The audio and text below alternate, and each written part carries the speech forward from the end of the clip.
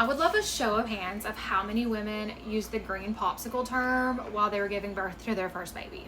You know, with the first baby, you want everybody there, okay? You got your husband, your sister, your mom, your mother-in-law, all the people, right?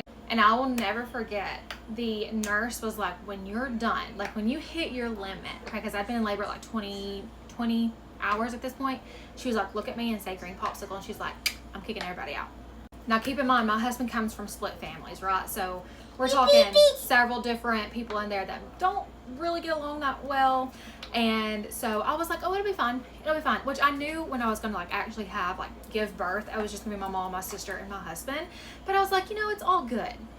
Well, let me tell you, it eventually got not good. And I looked at that nurse so quickly and I said, green popsicle. And when I tell you that nurse had my back, she was like, everybody out.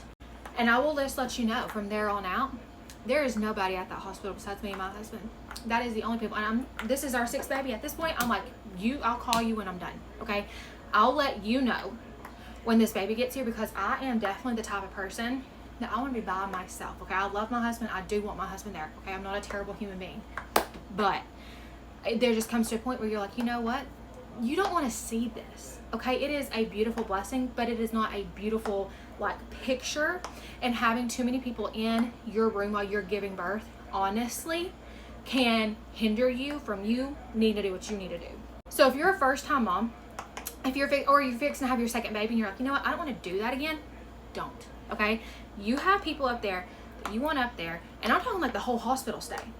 Everybody knows I will call you when we get home and when we are settled, because you're not coming to the hospital, okay? Because I don't want that. I'm bleeding. You know, it's not this like glorious moment for you as a mom.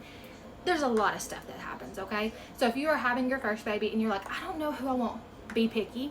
If you're having your second baby, you're like, you know what, I had 15 people up here while I was in pain and I don't want to do that again, don't do it. You don't have to, okay? I promise.